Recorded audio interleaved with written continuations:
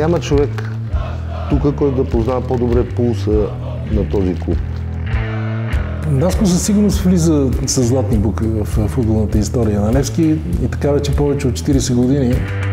Бати Наско е фантастичен герой.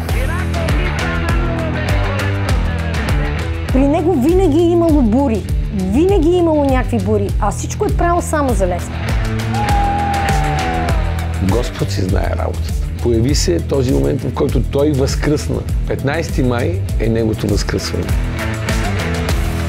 Честната истина за Левски ма плени и ма накара да се опитаме заедно да оправим нещата. По-спокоен съм, когато няма други хора, от които да зависи моето бъдеще или бъдещето на Левски, а зависят от Сираков. Аз съм дал изключително много на Левски, но Левски ми е дал всичко.